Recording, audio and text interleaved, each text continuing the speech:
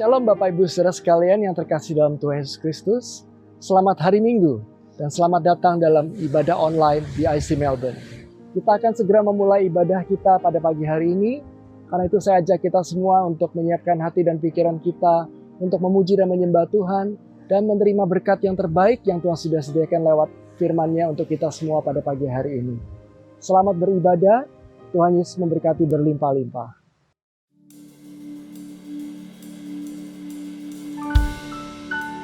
Shalom.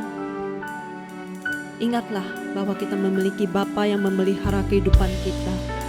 Dia Bapa yang setia. Mari sembah.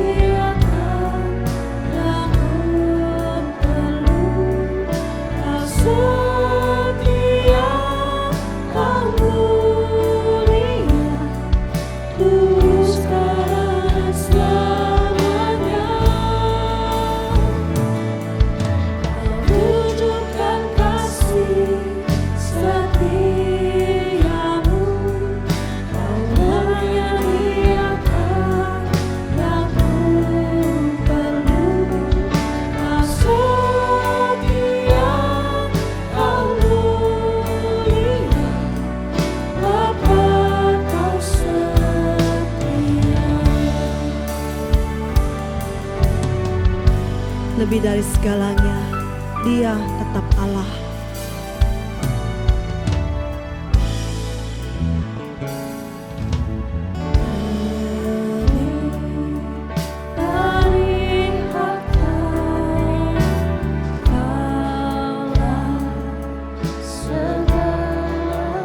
Tenanglah jiwaku.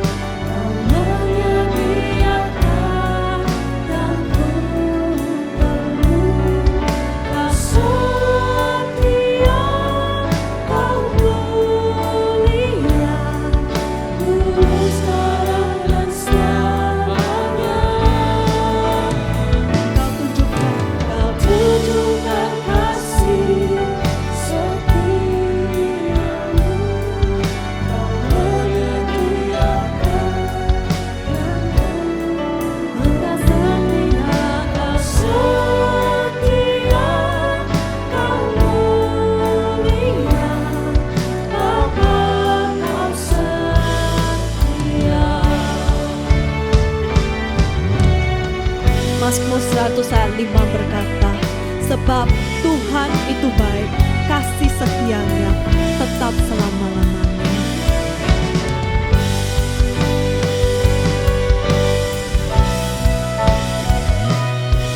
Kau tunjukkan kasih setiamu, Kau menyediakan yang ku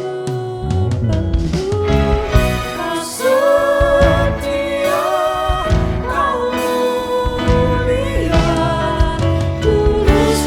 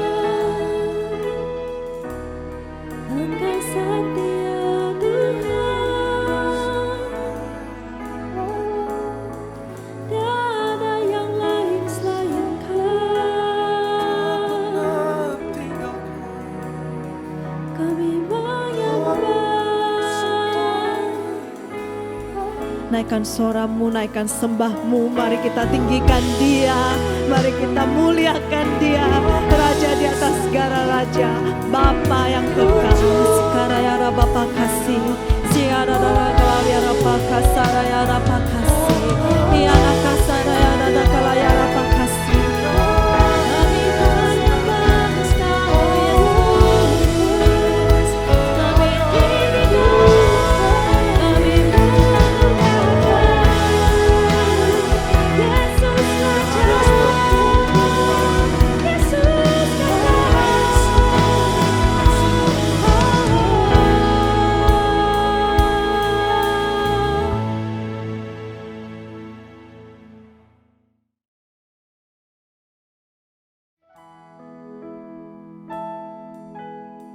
Yes Lord, Bapa, Engkau berdaulat di atas setiap kehidupan kami. Engkau senantiasa memberikan rancangan damai sejahtera. Kami ingat akan janji-janji-Mu. Kami percaya kepadamu bahwa Engkau tidak pernah meninggalkan kami. Kami percaya.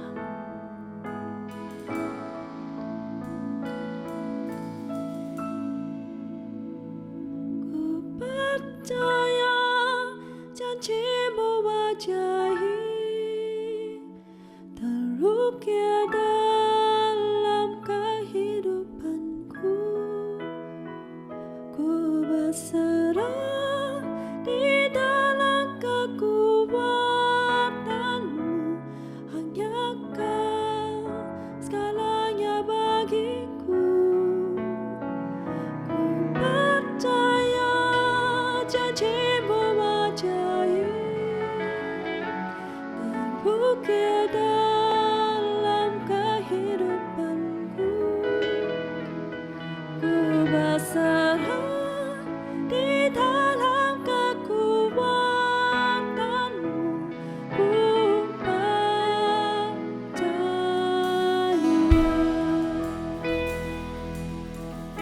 Sungguh besar setiamu. Sungguh besar setiamu,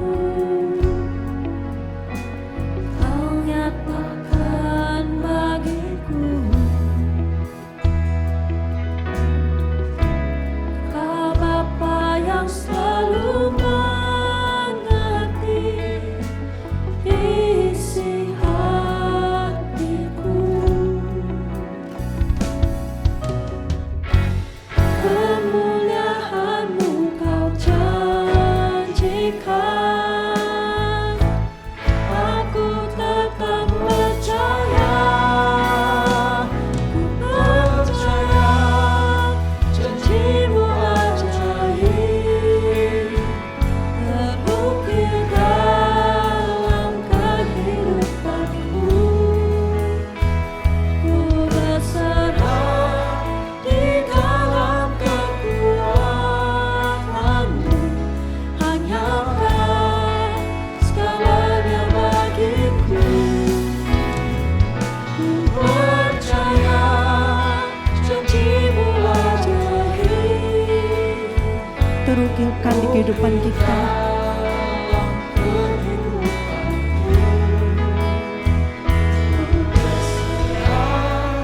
Di dalam kekuatan-Mu, ku percaya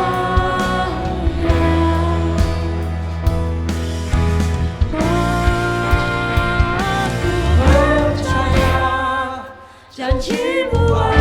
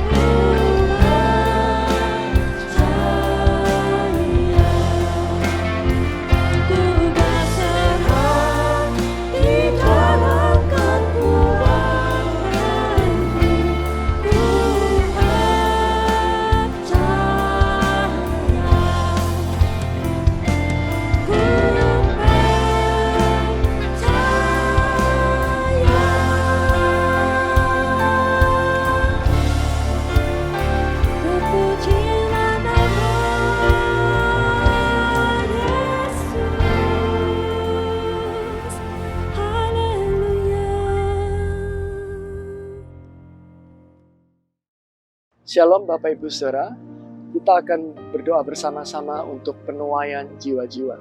Mari kita berdoa bersama-sama. Bapa di surga, hari ini Tuhan, kami berdoa untuk penuaian jiwa-jiwa Tuhan. Di Australia, di Indonesia, dan di bangsa-bangsa. Tuhan, di tengah global pandemi ini, kami sungguh-sungguh percaya bahwa Roh Kudus Engkau sangat berkuasa dan masih terus bekerja Tuhan, dengan sangat dahsyat Tuhan, untuk Tuhan menuai jiwa-jiwa Tuhan. Kami berdoa Tuhan, supaya setiap pemberitaan Injil Tuhan, yang disiarkan Tuhan secara online, lewat YouTube, Twitter, Instagram, dan segala macam fasilitas online Tuhan.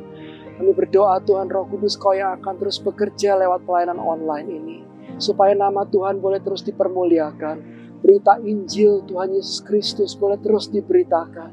Kami berdoa Roh Kudus Kau yang akan berhembus Tuhan, dan memberikan kelahiran kembali, mencelikkan mata rohani yang buta, mencelikkan Tuhan telinga rohani Tuhan yang tidak bisa mendengar, boleh mendengar berita Injil, berita keselamatan yang daripada Engkau sendiri Tuhan, yang berkuasa untuk menyelamatkan jiwa-jiwa Tuhan. Kami berdoa Roh Kudus, pada saat Engkau berhembusan bekerja Tuhan, pada waktu Injil diberitakan Tuhan, Engkau akan memberikan kelahiran kembali Tuhan, Engkau akan menyelamatkan Tuhan jiwa-jiwa Tuhan.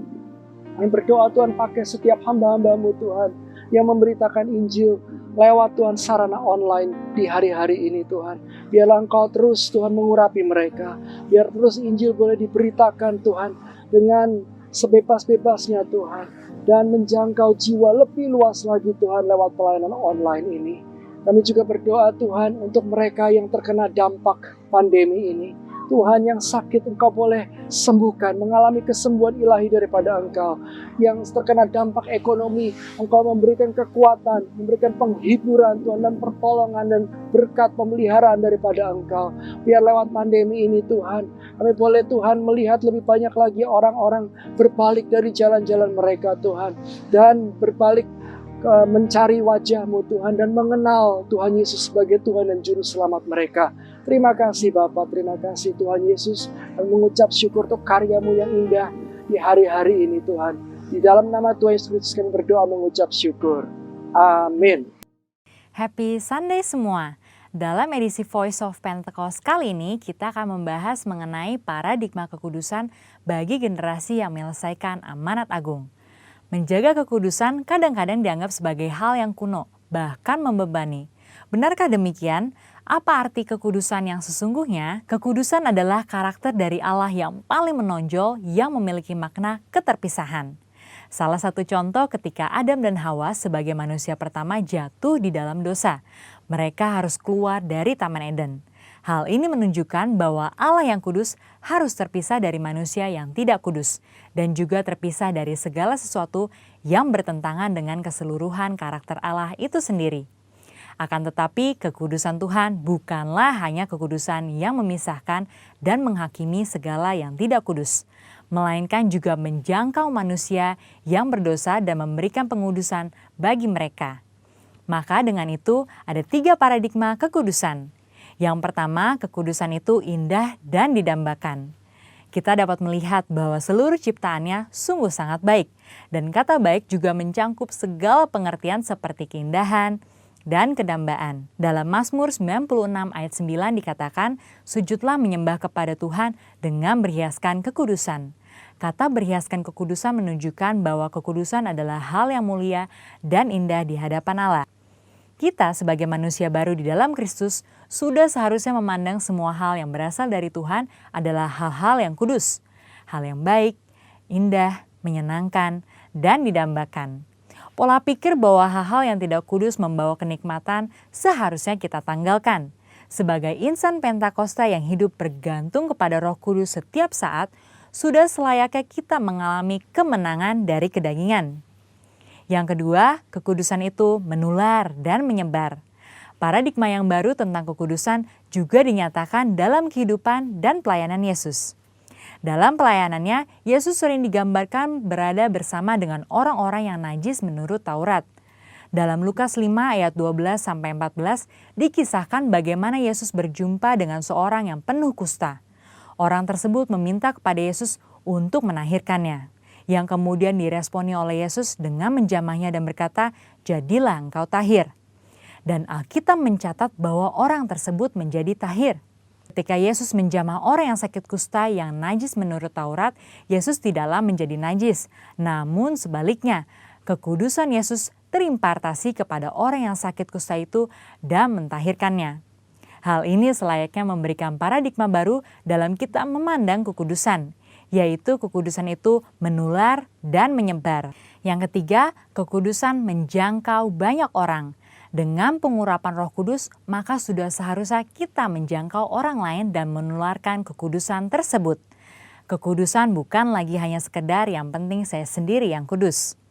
Dalam Imamat 19 ayat 2, pertama-tama Tuhan berkata, "Kuduslah kamu sebab aku Tuhan Allahmu kudus." Setelah itu mulai dari ayat 3 dan seterusnya, Tuhan memberikan serangkaian perintah kepada umat Israel untuk melakukan perintah seperti menghormati ayah dan ibu ataupun bertindak jujur. Hal-hal yang diminta Tuhan ini menunjukkan bahwa kekudusan bukan berdampak hanya untuk diri sendiri, tetapi juga berdampak secara horizontal, yaitu kekudusan menjangkau banyak orang. Terkait hal ini, gereja kita yang ada di Bandung memiliki kisah yang unik dalam perjalanan sejarahnya. Pada waktu itu tahun 1992, tidak ada lagi gedung pertemuan umum yang bersedia untuk menyewakan tempatnya secara permanen. Namun tiba-tiba ada satu tempat yang bersedia menyewakan tempatnya untuk ibadah dan dikontrak untuk waktu yang cukup lama. Tempat tersebut adalah Gedung Paramount yang adalah sebuah nightclub. Pada saat itu gembala sidang kita dihadapkan dengan keputusan yang sulit. Beliau pun teringat bahwa pada waktu sebelumnya dalam KKR di Batam, hal serupa juga terjadi. Pada waktu itu tidak ada tempat untuk melaksanakan KKR kecuali sebuah tempat karaoke. Akhirnya KKR tetap dilaksanakan di tempat karaoke tersebut disertai lawatan Tuhan yang luar biasa. Karena hadirat Tuhan tidak dibatasi oleh tempat atau apapun juga. Pada akhirnya gembala sidang kita menyetujui penggunaan Gedung Paramount untuk menjadi tempat ibadah minggu. Meskipun tempatnya aneh menurut manusia, tetapi hadirat Tuhan memenuhi tiap ruangan ibadah dan lawatannya pun terjadi setiap minggu. Banyak orang bertobat dan jiwa-jiwa bertambah hari demi hari. Wow! Kesimpulannya, Tuhan sedang memanggil kita untuk hidup dalam kekudusan, guna menyelesaikan amanat agung. Dalam Wahyu 22 ayat 11 dikatakan, "Barang siapa yang berbuat jahat, biarlah ia terus berbuat jahat. Barang siapa yang kudus, biarlah ia terus menguduskan dirinya."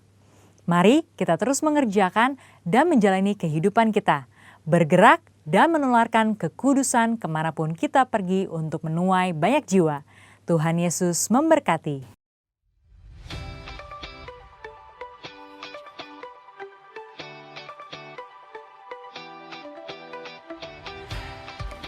Our website now has an updated, fresh look. Now you can easily visit our website to search for resources such as our weekly bulletin, testimonials from Cool, and more. You can also easily access our Sunday service from our website. And if you're a newcomer in our church, we would like to invite you to join our after-service fellowship from 10:30 a.m. to 11 a.m. where our team will welcome you and have a chat with you. If you would like to request for prayer, you can easily request it by clicking this button and filling the form. Need help with finding more information about our church?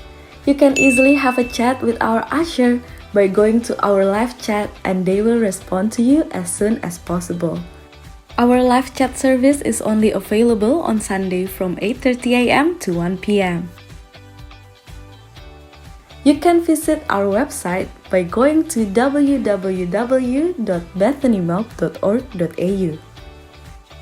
Please note that starting from next week, we will no longer be holding our Sunday service on bicmelk.online.church.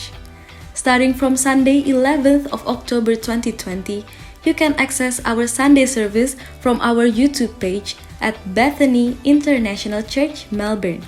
Or you can access it by visiting our website at www.bethanymilk.org.au. The service will be accessible from 8:30 a.m. onwards every Sunday. Thank you to all participants who have joined our Zoom camp this year. We hope that you get the most out of every session and that all sessions will be useful for your life journey with God. We would like to encourage you to fill out the survey which we have sent to your email to help us improve for our future events. The survey will be available until midnight on Friday, 9th of October 2020, so be sure to fill it before the due date. Workers' prayer meeting will be held on Saturday, 10th of October 2020 from 10 a.m. through Zoom meeting. It is compulsory for all workers. The vessel would like to invite you to register for Quarantive, where we are opening free classes for you to join. If you would like to register, simply register by scanning the QR code on the screen. Our weekly bulletin is still running as usual, with more testimonies and articles from our congregation. Simply scan the QR code to read the latest bulletin. This is how we usually spend our Saturday together during the pandemic. We always start with something healthy. And here is Richard. He's the fittest of them all. So, of course, he's going to be the PD for us. Let's burn those calories. Wait. What is Rian doing right here? Is he even doing the sit-ups properly? Now, while everyone is hungry, comes Shirley. She's the best chef in our school. Her pasta alla nonna. Oh, mamma mia, delicioso. On top of that, she's very kind to teach us how to cook her pasta. And here comes the fellowship after dinner. You know, playing Among Us. Ha! Guess who's the imposter this time? And that's how we usually spend a quality time together on our weekend. So if you haven't joined Cool, what are you waiting for? You can contact us through our social media to find out more how to join. Though we are apart, we are in this together. Cool is just one click away. God bless. We know the online Cool isn't ideal, but there are so many other things we can appreciate and grateful for. Though our Cool video series ends today, once again, we invite you to join Cool every Friday night. And if you haven't joined Cool yet, please scan the barcode so BIC team can contact you. Students, professionals, and families are all welcome. Cool is just one click away. We are inviting you to join fasting prayer that is held every Saturday from 10 a.m. through Zoom meeting. For more information, please contact Denmark. Throughout the month of October, starting from the 1st to the 31st, we are inviting our congregation to participate in the fasting prayer that is held across all GBI churches as we pray together for Indonesia and the COVID-19 pandemic. Prayer Tower are held through Zoom meeting. You can find the scheduled times as below. Offering and tithing can still be done through online transfer. If you want to make offering, please transfer it to this account on the screen. You can also make offering through Tithely by scanning the QR code on the screen.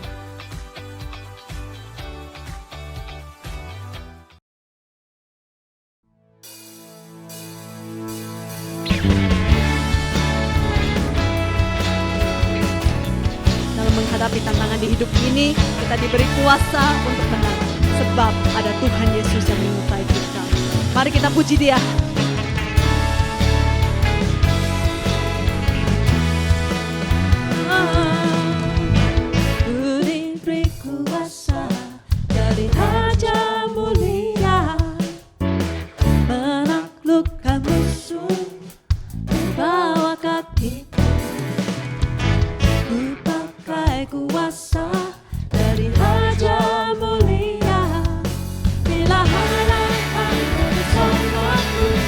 Jadi lawanku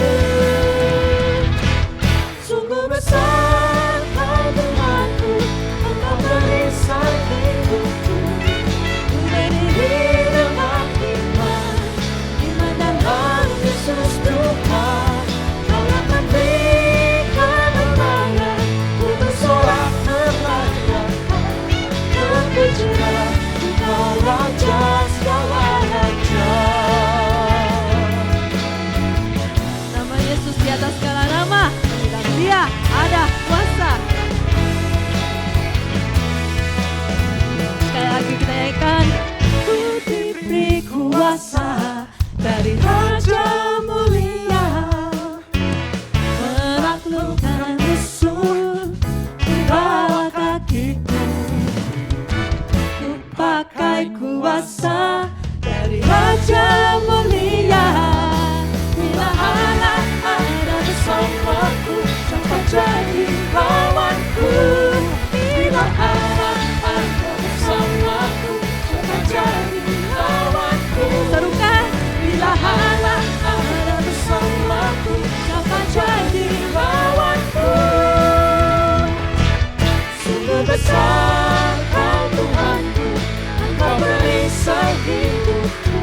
Ku berdiri dengan iman dalam Yesus Tuhan. Kau akan beri kemenangan, bersorak peraya. Terpujilah nama Tuhan, terpujilah Engkau Raja segala raja. Sungguh besar Kau Tuhanku, Engkau perisai hidupku. Ku berdiri dengan iman dalam Yesus Tuhan. Kau akan beri kemenangan, bersorak merayakan. Terpujilah Engkau Raja segala raja. Terpujilah Engkau Raja segala raja. Terpujilah Engkau Raja segala raja.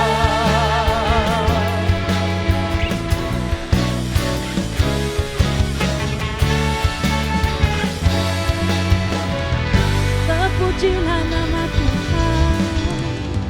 Haleluya, amin.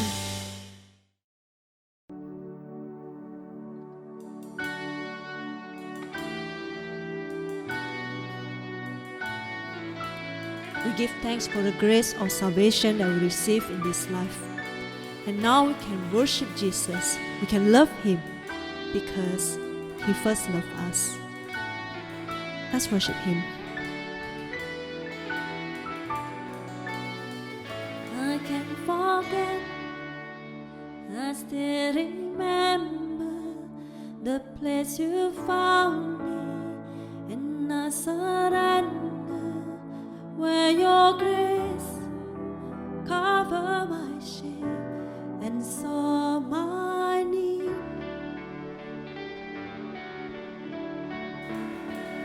You gave me hope, hope and a future. My heart is yours, now and forever. I am loved only because you first loved me. Let's sing. And I love you, Jesus, I love you. Yes, I love you because you first loved me.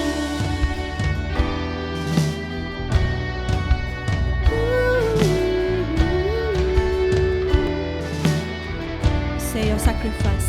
Your sacrifice is overwhelming. Suffer and die because you love me.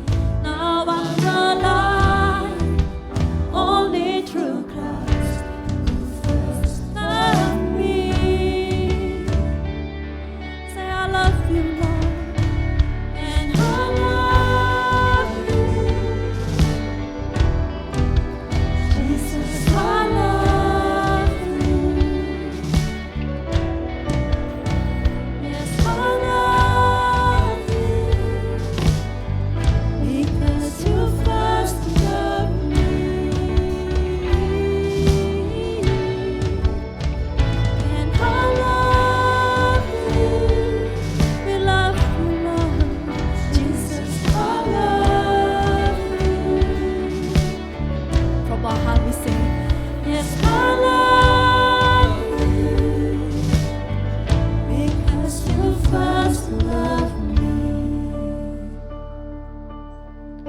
nothing can separate us from the love of Christ. He will never forsake you. He will never leave you. Nothing can tear me away from your love, Lord. Nothing can separate your heart from my heart. Nothing can tear me away from your love, Lord. I am yours. I am yours. Nothing can separate us, oh Lord.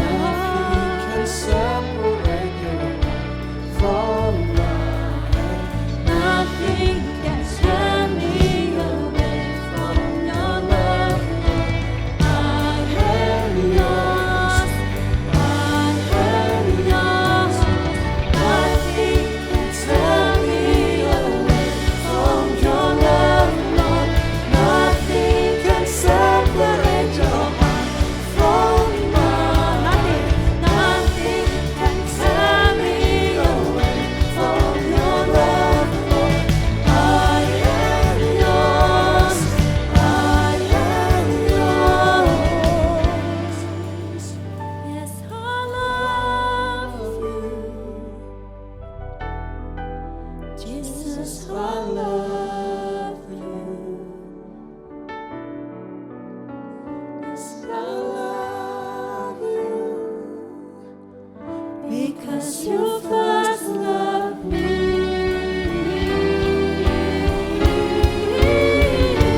I love you, Jesus. Jesus, I love you. Oh, I love you, Lord. I love you.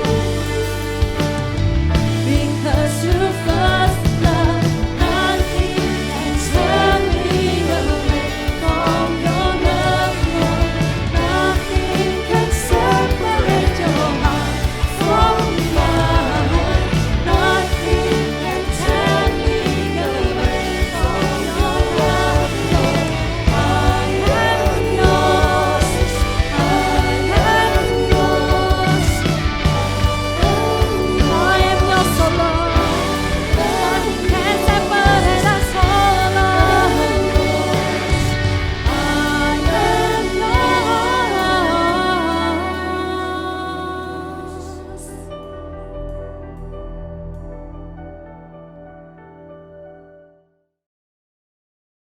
Selamat berjumpa kembali, Jemaat PIC Melbourne yang dikasihi Tuhan. Sebelum kita bersama-sama membaca, mempelajari, dan merenungkan firman Tuhan, mari kita berdoa.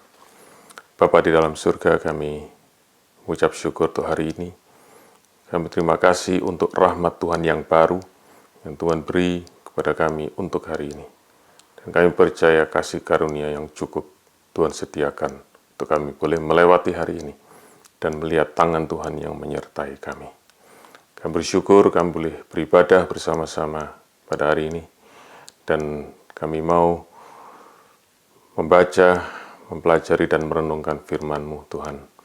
Biar Engkau yang memberi kepada kami kemurahan-Mu, supaya kami boleh mengerti apa yang Kau firmankan.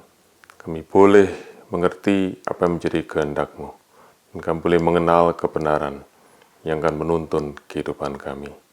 Biar hari ini kami semua, oleh pertolongan Roh Kudus, kami boleh mendapatkan bagian yang terbaik dari yang Tuhan siapkan di dalam firman-Nya hari ini. Terima kasih. Dalam nama Tuhan Yesus kami berdoa. Amin.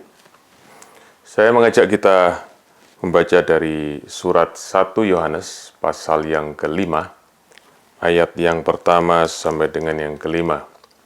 Hari ini kita akan belajar dan merenungkan tentang kehidupan orang Kristen yang berkemenangan, Christians Victorious Life.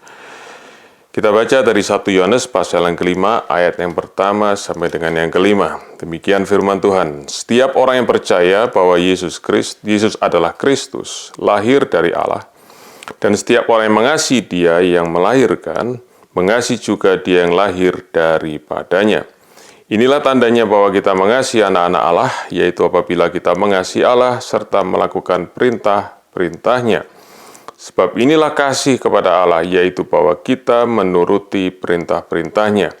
Perintah-perintahnya itu tidak berat, sebab semua yang lahir dari Allah mengalahkan dunia. Dan inilah kemenangan yang mengalahkan dunia, iman kita. Siapakah yang mengalahkan dunia? Selain daripada Dia yang percaya bahwa Yesus adalah anak Allah. Haleluya. Saudara-saudara, kalau saudara sempat beberapa kali menonton acara televisi, maka salah satu acara televisi itu disebut namanya the reality shows, ya. Nah, secara definisi sebenarnya the reality shows itu adalah acara program TV yang bertujuan untuk menunjukkan kehidupan orang-orang, ya tentu ada banyak yang dipakai di situ adalah kaum selebritis, tetapi adalah kehidupan orang-orang yang dipertontonkan di dalam cara yang natural, kehidupan mereka sehari-hari. Karena itu reality shows kebanyakan diasumsikan bahwa itu tidak ada skripnya, jadi tidak ada naskah yang harus dituruti, tidak ada acting-acting yang diatur, semuanya terjadi secara natural, dan karena itu disebut real, itulah yang nyata, ya, bukan sesuatu yang diatur atau sesuatu acting yang dibuat. Nah, itu yang membuat saudaraku reality show itu menjadi acara yang menarik sekali banyak pemirsa. Nah, kalau bicara tentang reality show, saudara-saudara, maka ayat-ayat yang kita baca tadi itu menunjukkan, Rasul Yohanes sepertinya ingin menunjukkan, saudara-saudara, the reality shows, ya, kehidupan sebenarnya dari kehidupan orang Kristen di dalam kehidupan mereka sehari-hari. Itu yang bisa dilihat secara natural, secara real. Bukan sesuatu yang diatur, saudara-saudara, yang kebanyakan terjadi di dalam acara ibadah di gereja. Nah, itu adalah sesuatu yang kita akan pelajari hari ini. Bagaimana saudaraku reality show of true Christian life bisa dilihat dari ayat-ayat firman Tuhan ini. Nah, saya ingin kita sedikit saudara-saudaraku melihat dari dua bagian yang ditulis oleh Rasul Yohanes di dalam Alkitab Perjanjian Baru. Yang pertama, dia menulis namanya Injil Yohanes. Dan Injil Yohanes itu, saudara-saudara, kata intinya, menurut banyak penafsir Alkitab, ahli Alkitab, kata intinya ada dua. Yang pertama adalah kata believe, percaya. Dan yang kedua ada kata life, kehidupan.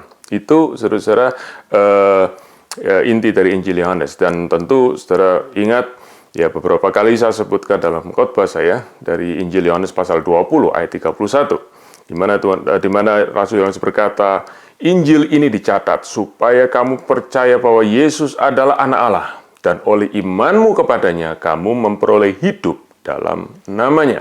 Jadi itulah Injil Yohanes. Kemudian Rasul Yohanes menulis saudara-saudara 3 surat di akhir dari Alkitab Perjanjian Baru, yaitu surat 1 Yohanes, 2 Yohanes, dan 3 Yohanes.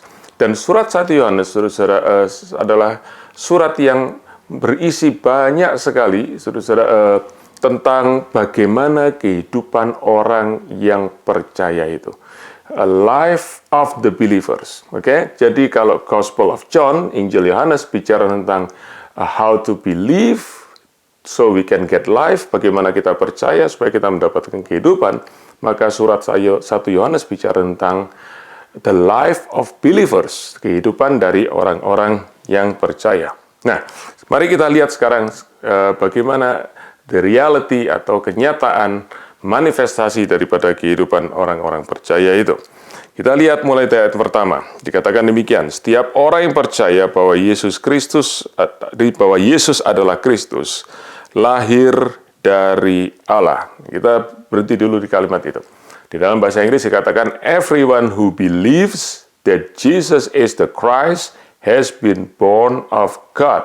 Nah, saudaraku, ada dua kata, ada kata kunci di situ. Yang pertama ada kata believes, percaya. Kemudian ada kata lahir dari Allah. Nah, dua kata ini menggunakan, kalau di dalam tata bahasa Inggris, menggunakan tense yang berbeda. Kata believes itu pakai kata present tense, artinya sesuatu yang terjadi secara reguler, secara terus-menerus. Jadi, saudara-saudara, dikatakan orang yang percaya, setiap orang yang percaya maksudnya ada orang yang hidup di dalam iman hari demi hari. Bukan hanya 1 minggu waktu di gereja, bukan hanya 2 jam waktu di gereja, tapi setiap hari, setiap saat dalam kehidupannya. Mereka hidup dengan iman yang percaya bahwa Yesus adalah Kristus, ya, saudara, itu pakai kata present tense, iman itu. Nah, sedangkan kata born again, saudaraku, itu pakai kata present perfect tense. Artinya sudah terjadi. Karena itu dalam Alkitab bahasa Inggris, saudaraku, pakai kata has been born of God, ya, sudah lahir daripada Allah. Dengan demikian, kalau kita hubungkan dua kata ini, maka orang yang hidup dengan iman setiap hari kepada Kristus adalah orang yang lahir daripada Allah, atau orang yang mengalami kelahiran baru. Kalau kita simpulkan, saudara-saudara, berarti bahwa kehidupan iman adalah kehidupan yang berasal daripada kelahiran baru yang sudah terjadi. Dan ini penting sekali, saudara-saudara, karena di sini Yohanes menunjukkan bahwa iman kita itu adalah hasil daripada kelahiran baru. Nah, kalau kita bicara tentang kelahiran baru, saudara-saudara, atau tentang kelahiran, ada satu hal lagi yang penting yang kita mesti perhatikan, yaitu apa? Bahwa bicara tentang lahir itu adalah satu kata kerja, itu kata verb, ya, dalam bahasa Inggris verb, kata kerja. Tetapi itu adalah kata kerja pasif. Karena itu, saudara-saudara, kalau kita bilang, oh, dia lahir, seorang anak lahir, saudara-saudara, ya, maka sebenarnya di dalam secara tata bahasa itu kurang tepat. Yang tepat adalah seorang anak telah dilahirkan.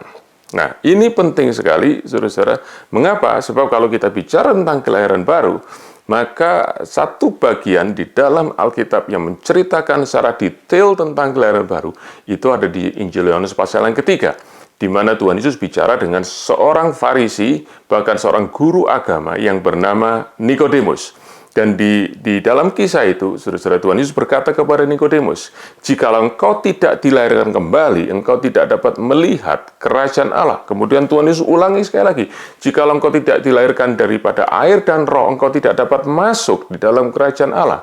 Nah, waktu Nikodemus mendengar kata engkau dilahirkan, saudaraku, itu suatu yang sangat mengejutkan, sangat shocking, sebab di situ mengandung satu arti yang penting, yaitu dia tahu, Nikodemus tahu, bahwa seorang bayi tidak bisa berbuat apa-apa untuk dia bisa dilahirkan. Seorang bayi, saudaraku, tidak bisa mengusahakan kelahirannya. Semua adalah hasil, saudara-saudara, usaha perjuangan dan korban daripada ibunya yang melahirkan dia, mengandung, saudaraku, lebih daripada 9 bulan kemudian melahirkan. Seorang bayi hanya menerima hasil dari usaha perjuangan, bahkan, saudara-saudara, kadang-kadang, saudaraku, harus berjuang melawan maut dari ibunya. Di situ, saudaraku, Nikodemus mengalami satu syok yang besar. Karena pada akhirnya dia tahu, orangnya bisa masuk dalam kerajaan Allah bukan karena usahanya, bukan karena sesuatu yang dia lakukan, tetapi karena orang lain yang melakukan itu. Dan saudara-saudara, di dalam ayat yang pertama dikatakan, Injil Yohanes pasal 5 dikatakan lahir dari Allah. Berarti Allah yang melahirkan orang itu. Dan karena itu, saudaraku, kelahiran baru tidak lain dan tidak bukan adalah hasil pekerjaan Allah yang luar biasa. Pekerjaan mujizat Allah yang luar biasa di dalam kehidupan kita. Yang Allah lakukan karena kasih karunia-Nya buat kita semua. Dan saudara-saudara, itu kebenaran tentang kelahiran baru. Dan setiap orang yang benar-benar mengalami kelahiran baru, dia akan hidup hari demi hari dengan iman percaya kepada Kristus. Sebab waktu Allah melahirkan kita kembali, maka Allah mengaruniakan kepada kita, saudara-saudara, iman untuk kita bisa mengenal siapa Yesus. Dan olehnya kita boleh percaya kepada Dia. Dan saudara-saudara, hasil daripada kelahiran secara jasmani adalah kehidupan. Ya, saudaraku, seorang anak lahir dari seorang bayi, kemudian dia bertumbuh menjadi anak-anak, menjadi remaja, akan menjadi orang dewasa. Demikian juga kehidupan orang Kristen. Waktu dia mengalami kelahiran baru, saudara-saudara, maka ada kehidupan yang real. Dan ini saudaraku yang menjadi persoalan.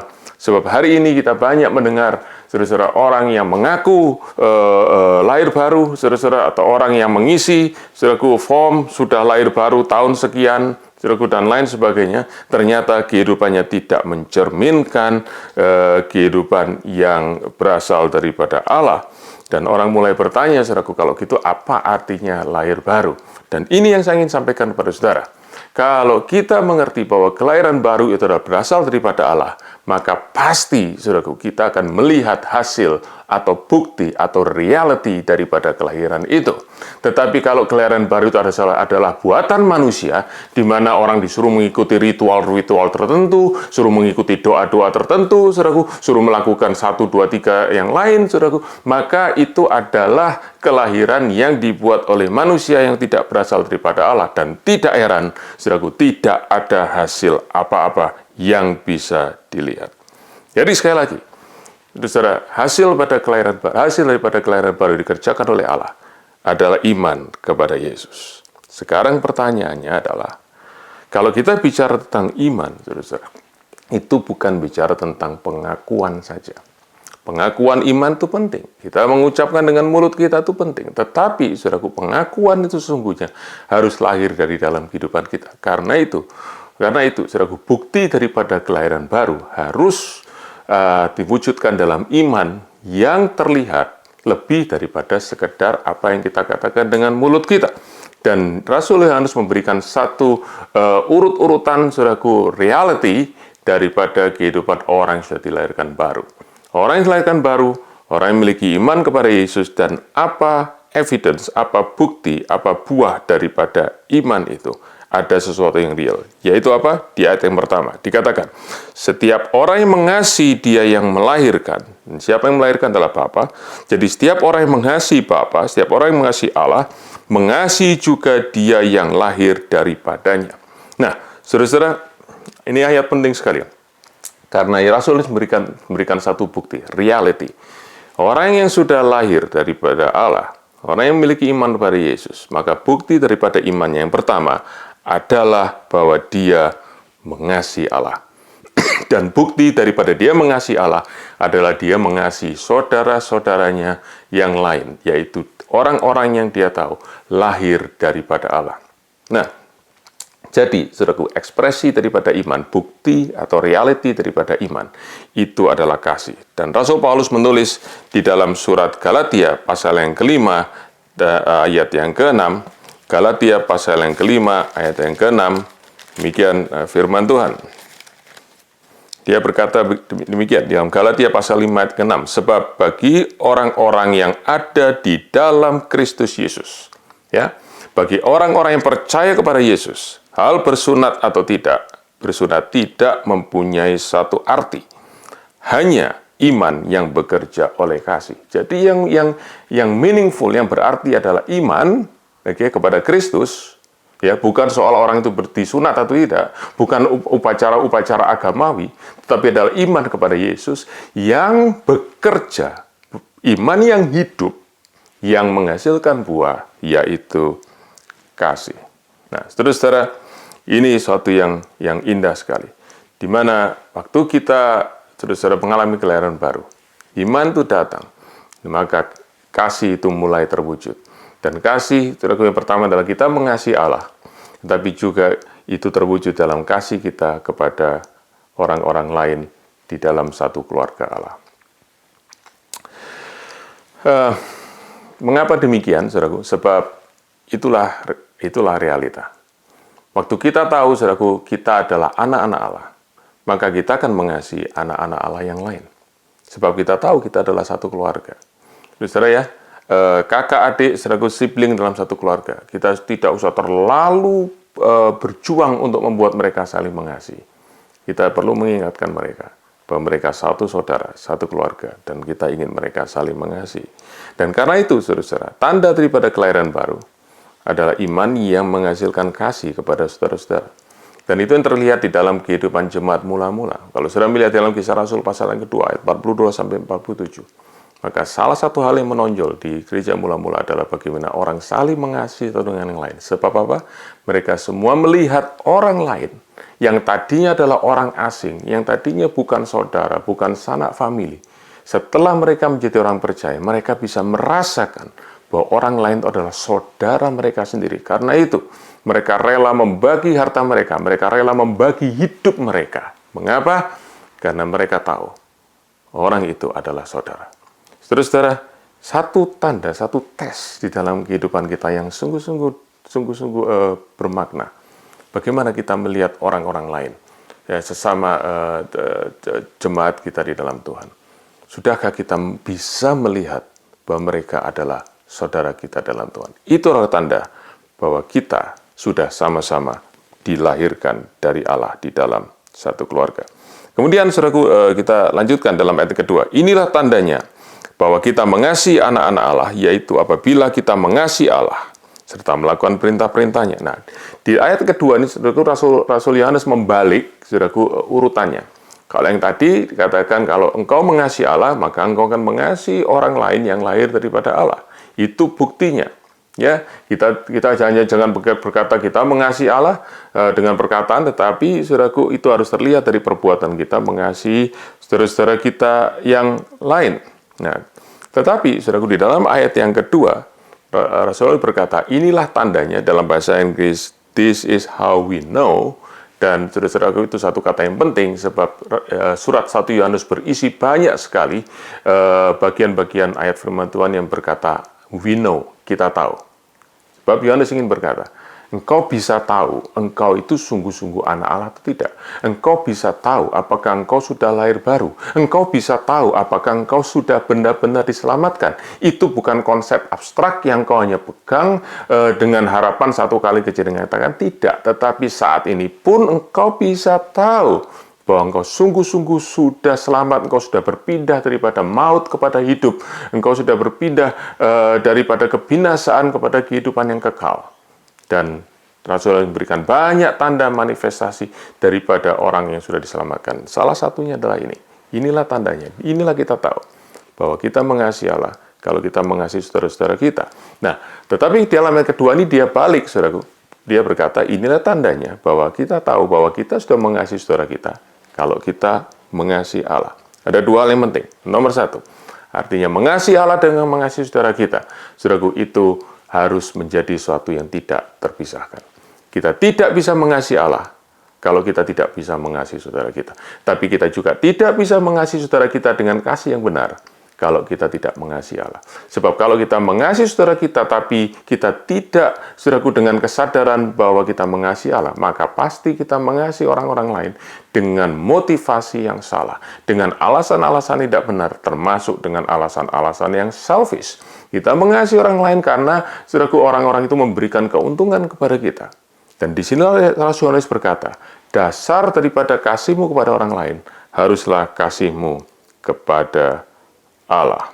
Nah, itu, saudaraku, reality yang bisa terlihat. Kasih kepada Allah yang diwujudkan kepada kasih kepada orang lain. Kemudian di akhir daripada ayat yang ketiga dan masuk dalam ayat keempat, ayat kedua dan masuk ayat ketiga, saudara-saudara, Rasul Yohanes memberikan reality yang lain, ya. Dikatakan demikian, yaitu apabila kita mengasihi Allah serta melakukan perintah-perintahnya. Ayat yang ketiga, sebab inilah kasih kepada Allah, yaitu bahwa kita menuruti perintah-perintahnya. Saudara-saudara, saya harus ulangi lagi dari depan. Dimulai dengan kelahiran baru, kemudian saudaraku iman, dari iman saudaraku kasih kepada Allah, ya. Bukti daripada iman, reality daripada iman dan kasih kepada Allah, dan reality daripada kasih Allah adalah kasih kepada saudara-saudara. Dan sekarang Rasul Yohanes tambahkan satu hal lagi, yaitu menuruti perintah Allah. Ya, realita daripada kasih kita kepada Allah adalah kita menuruti perintah Allah. Dan kalau saudara membaca ayat yang kedua dan yang ketiga, maka perintah-perintahnya, His commandments, itu disebut sampai 3 kali. Yang berarti ada penekanan yang sangat penting. Dan itu sebabnya saya ingin ulangi sekali lagi, saudara-saudara, bahwa inilah saatnya kita tidak hanya mengumbar perkataan. Kita tidak hanya, saudara-saudara, berkata-kata, tapi kita menghidupi perkataan kita. Pepatah bahasa Inggris selalu berkata, action speaks louder than words. Ya, kehidupan tindakan kita itu bicara lebih kuat daripada kata-kata kita. Sebab kehidupan kita adalah bukti daripada apa yang kita percayai. Dan apa yang kita katakan bukan sesuatu yang kosong. Dan bukti daripada kasih kita kepada Allah adalah kita menuruti perintah-perintahnya. Di dalam Yohanes pasal 14 ayat yang ke-15. Yohanes pasal 14 ayat 15. Tuhan Yesus berkata kepada murid-muridnya, "Jikalau engkau mengasihi aku, maka engkau akan menuruti, engkau akan menyimpan dan menuruti, mentaati perintah-perintahku." Dan saudara-saudara, karena itu, apa dasar daripada kita taat kepada Tuhan? Kasih kita kepada Allah.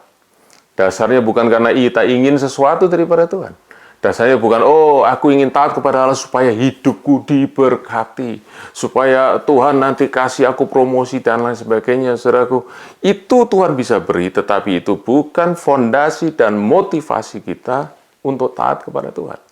Motivasi dan fondasi kita taat kepada Tuhan adalah kasih kita kepada Tuhan yang berasal daripada iman kita kepada Yesus karena kita sudah mengalami kelahiran baru di dalam kehidupan kita. Haleluya.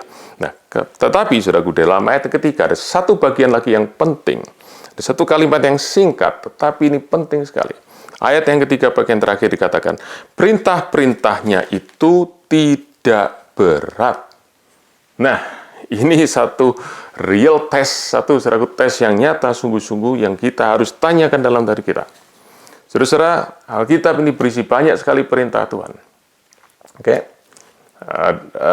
Ada Alkitab ini, saudaraku, berisi tentang kisah, berisi tentang janji Tuhan, saudara, berisi tentang kebenaran, tetapi juga berisi tentang perintah Tuhan, instruksi daripada Tuhan. Nah, kalau tentang kisah, kita baca, saudaraku, kita ngikuti cerita itu, menarik juga ya cerita tentang ini, lalu kita mencoba menarik pelajaran dari situ. Kalau janji, saudaraku, ini ya suatu yang kita harus pegang, kita harus perkatakan setiap hari, saudaraku. Kalau kebenaran, oke, kita mengerti dan kita percaya. Tetapi kalau perintah, saudaraku, tidak bisa berhenti hanya dengan kita nikmati, kita tonton, kita mengerti, atau kita simpan dalam hati, tetapi kita harus lakukan. Dan disinilah, saudara-saudaraku, pertanyaan yang penting. Bagaimana kita merasakan waktu kita mau melakukan perintah Allah? Apakah itu sesuatu yang berat atau tidak? Dan Rasul Yohanes memberikan satu reality yang luar biasa. Dan dia berkata, kalau engkau sudah lahir baru, engkau beriman kepada Kristus, dan engkau mengasihi Allah, dan engkau menuruti perintah Allah, itu semua termanifestasi di dalam hatimu yang merasakan bahwa menuruti perintah Allah itu bukan beban. Kalau saya boleh pakai istilah bahasa Inggris yang agak rhyming, it is not pressure. Obeying God's commandment is not pressure, but it is pleasure. Bukan sesuatu yang menekan, tetapi sesuatu yang menyenangkan. Itu tanda kehidupan orang Kristen, itu tanda kehidupan orang yang sudah mengalami kelahiran baru. Nah, mengapa demikian, saudara-saudara? Sebab itulah yang Allah kerjakan dalam diri kita waktu kita sungguh-sungguh mengalami kelahiran baru. Saya ingin kita membaca di dalam kitab Yeskiel pasal 36, ayat 26 dan 27. Yeskiel 36, ayat 26 dan 27. Demikian firman Tuhan. Kamu akan kuberikan hati yang baru. Tuhan berjanji kepada umatnya. Dan roh yang baru di dalam batinmu. Dan aku akan menjauhkan dari tubuhmu hati yang keras, dan kuberikan kepadamu hati yang taat. Rohku akan kuberikan diam di dalam batinmu, dan aku akan membuat kamu hidup menurut segala ketetapanku, dan tetap berpegang pada peraturan-peraturanku, dan melakukannya. Saudara lihat sekarang. Tuhan berkata, aku memberikan hati yang baru, aku menyingkirkan hati yang lama, hati yang keras. Itulah, saudaraku, itulah nubuatan tentang kelahiran baru yang Tuhan ceritakan kepada Nikodemus, yang Allah kerjakan di dalam kehidupan kita semua orang yang percaya. Waktu kelahiran baru terjadi, saudara-saudara, Maka dua hal yang Allah lakukan. Allah membuang, Allah menyingkirkan hati yang lama. Roh yang lama disingkirkan. Dan diberikan roh yang baru. Yang suka akan firman Tuhan, yang suka akan perintah Tuhan. Bahkan Allah tambahkan lagi Roh Kudus yang memberi kuasa, yang memberi kemampuan untuk kita bisa melakukan perintah-perintah Allah. Dan dari dua hal inilah, saudaraku, dari hati yang baru, dari roh yang baru, dan dari kehadiran Roh Kudus dalam hati kita, maka kita bisa melakukan perintah Allah tanpa kita perlu merasakan sesuatu yang berat. Bahkan ada kesukaan dalam diri kita untuk melakukan perintah Allah. Sebab apa? Hati kita sudah diperbarui. Saudara-saudara, waktu orang berkata, aduh jadi orang Kristen kok tidak boleh begini, tidak boleh begitu, saudaraku, berarti kalimat itu menunjukkan bahwa dia masih menyukai yang begini dan begitu. Dan saudara-saudara, kalau orang masih menyukai yang begini dan begitu, itu menunjukkan hatinya belum diperbarui. Dan saudaraku, itu menunjukkan dia belum mengalami kelahiran baru. Orang boleh ke gereja bertahun-tahun, puluhan tahun. Tapi kalau dia masih terus mengeluh, saudaraku, kenapa Tuhan melarang saya untuk melakukan ini dan itu, saudaraku, yang dilarang oleh perintah Tuhan. Berarti dia masih menyukai apa yang dilarang perintah Tuhan. Dia masih menyukai dosa. Dan itu tanda belum mengalami kelahiran baru. Saudara-saudara, dan yang ketiga, alasan yang ketiga adalah bahwa kita bisa merasakan perintah Tuhan tidak berat. Sebab apa? Sebab tadi, didasarkan pada kasih kita kepada Tuhan. Dan bagaimana kita bisa mengalami itu? Sebab kita tahu, waktu kita mengasihi Bapa, waktu kita mengasihi Allah, maka itu karena kita tahu, saudaraku, kasih Allah sudah dicurahkan dalam hati kita. Dan waktu kita merasakan kasih Allah itu, maka kita tahu perintah-perintah Allah itu lahir daripada kasih Allah. Perintah Allah itu bukan lahir dari seorang raja yang bengis, yang ingin mempersulit dan membuat orang menderita. Tetapi lahir dari seorang bapak yang mengasihi anak-anaknya. Contoh yang sederhana, saudaraku. Kalau seorang ayah berkata kepada anaknya, kamu jangan main-main di tepi jalan, di jalan yang ramai. Saudaraku, maka bapak itu bukan ingin merampas kesenangan, fun daripada anaknya. Tapi bapak itu justru ingin melindungi anaknya itu dari mara bahaya. Demikian juga, saudaraku, waktu Tuhan berkata kepada kita, jangan lakukan ini. Itu bukan karena dia ingin menghalangi kebahagiaan kita, dia ingin menghalangi kebebasan kita, tapi justru dia ingin melindungi kita dari bahaya yang mengancam dan menghancurkan kehidupan kita. Dan karena itu, saudara-saudara, kalau kita mengenal kasih Allah, maka kita tahu perintah Allah adalah wujud daripada kasih Allah. Dan semakin kita dewasa dalam Tuhan, kalau kehidupan yang Allah berikan kepada kita itu, kelahiran baru itu, saudaraku, tidak berhenti di dalam tahap awal, yaitu bayi rohani.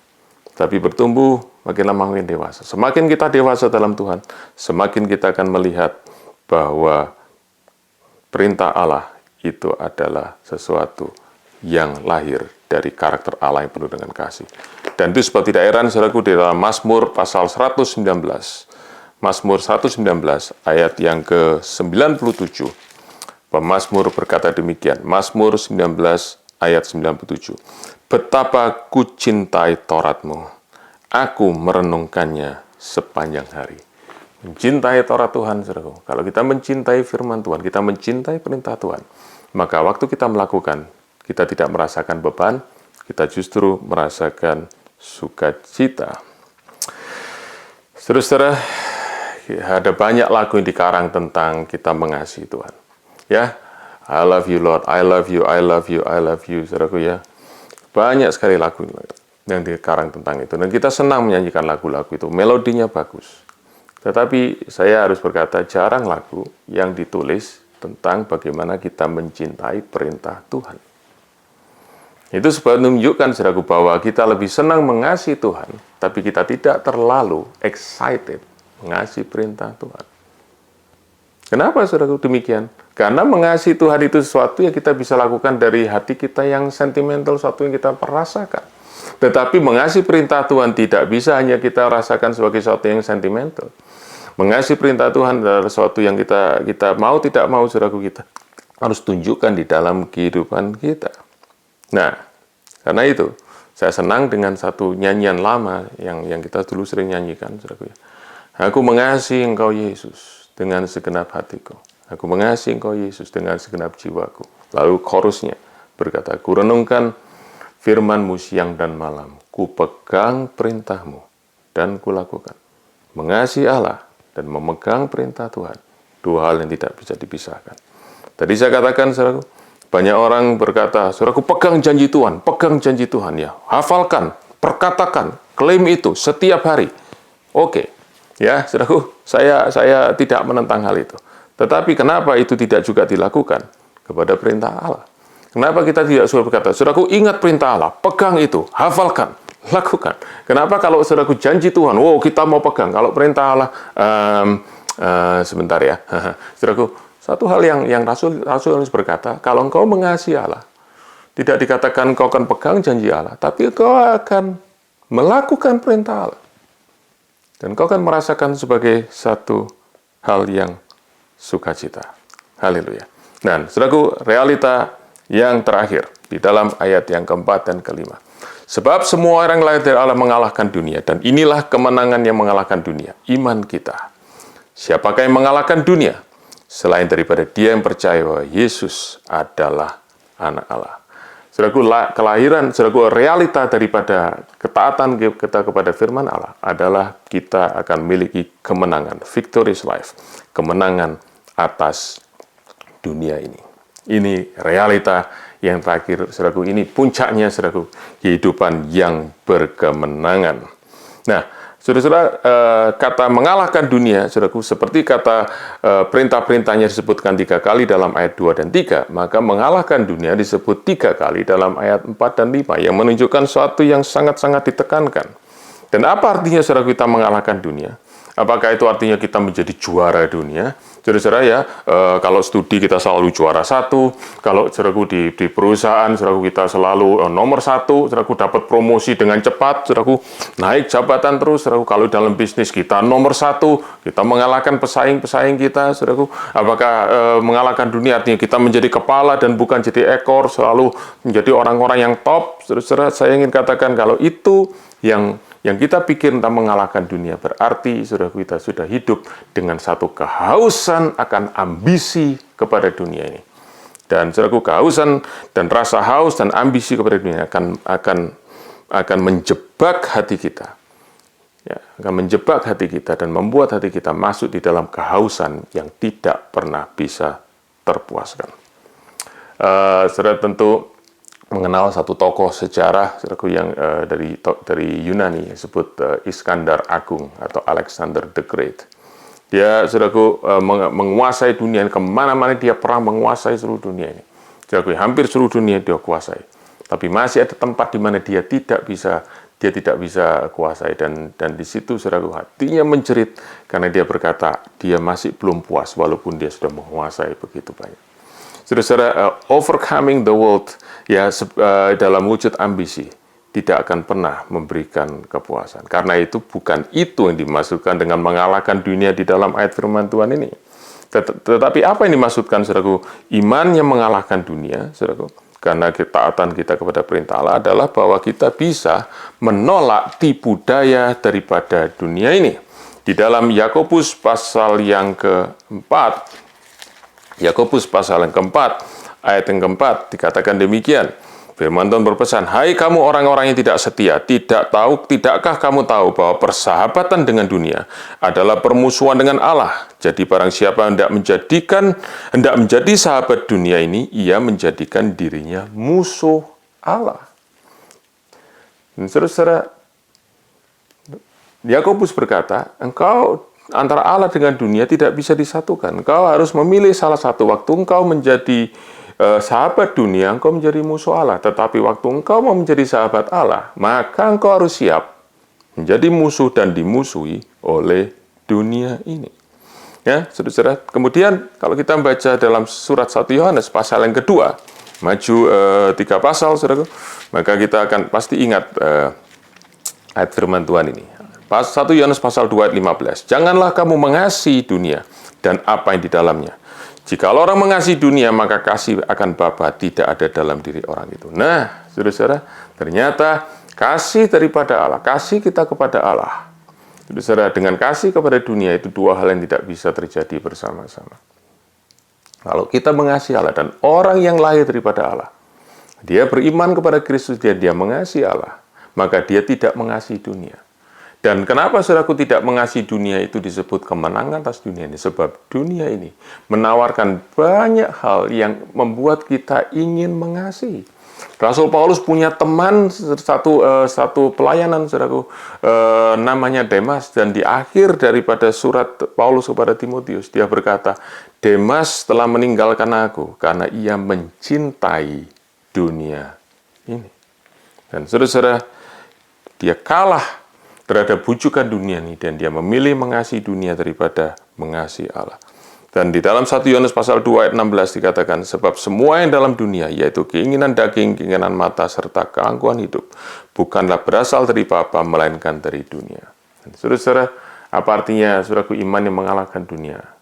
Adalah iman yang bisa mengalahkan keinginan mata, keinginan daging, dan keangkuhan hidup. Itulah artinya kita mengalahkan dunia ini.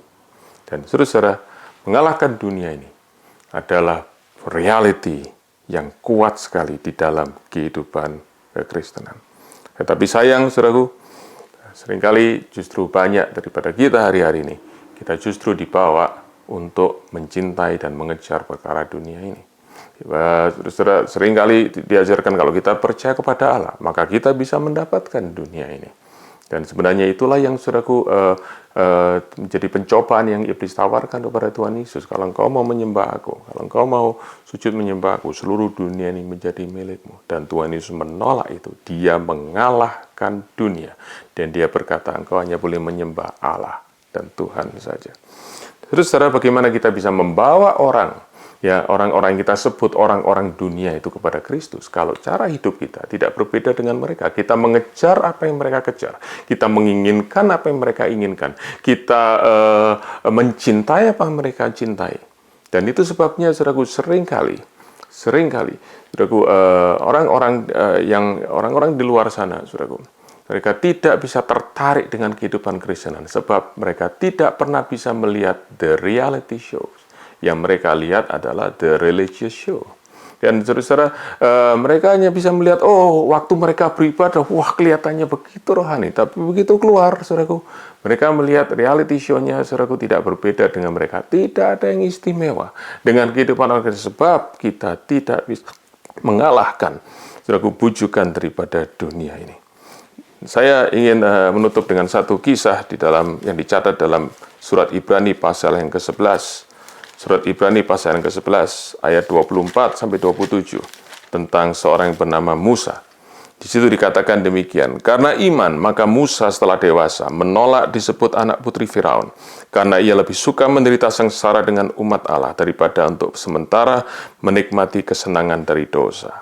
Ia menganggap penghinaan karena Kristus sebagai kekayaan lebih besar daripada semua harta Mesir, sebab pandangannya ia arahkan kepada upah. Karena iman, maka ia telah meninggalkan Mesir dengan tidak takut akan murka raja. Ia bertahan sama seperti ia melihat apa yang tidak kelihatan. Musa melihat apa yang tidak kelihatan. Dan itulah iman, saudaraku. Sebab Ibrani 11 ayat 1 berkata, iman adalah dasar daripada segala sesuatu yang tidak kita lihat. Apa yang Musa lihat pada waktu itu? Musa melihat Kristus. Walaupun dia belum melihat wajah Kristus, tapi dalam imannya dia melihat bahwa Tuhan itu jauh lebih mulia daripada segalanya. Karena itu, dia mengalahkan dunianya pada waktu itu, yaitu Mesir. Dan Mesir adalah dunia yang terbaik pada zaman Musa. Negara yang terbaik, saudaraku, negara yang paling maju, saudaraku, negara yang paling makmur, yang paling indah pada saat itu. Dan Musa meninggalkan jabatan, kedudukan Mesir. Dia meninggalkan kesenangan Mesir. Dia meninggalkan kekayaan Mesir. Dan bahkan dia siap menghadapi murka daripada Mesir. Semua karena dia beriman kepada Kristus. Dan saudara-saudara, itulah kelahiran baru. Itulah kehidupan yang baru. Itulah roh yang baru yang Allah berikan pada kita. Sehingga waktu kita berkata kita percaya kepada Kristus, apa artinya kita melihat Kristus itu lebih indah daripada dunia ini. Dan itulah yang membuat kita bisa mengalahkan tipu daya daripada dunia yang mencoba menarik kita keluar daripada kehendak daripada Allah. Saudara-saudara, ini adalah reality show daripada kehidupan orang Kristen. Mereka yang mengalami kelahiran baru, mereka punya iman kepada Kristus, iman yang kemudian mulai terwujud di dalam kasih kepada Allah dan kasih kepada saudara-saudara, dan kasih kepada Allah yang terwujud di dalam ketaatan kepada perintah-perintah Allah, dan merasakan sungguh-sungguh bahwa perintah Allah itu bukan pressure, bukan tekanan, tapi pleasure, kesukaan.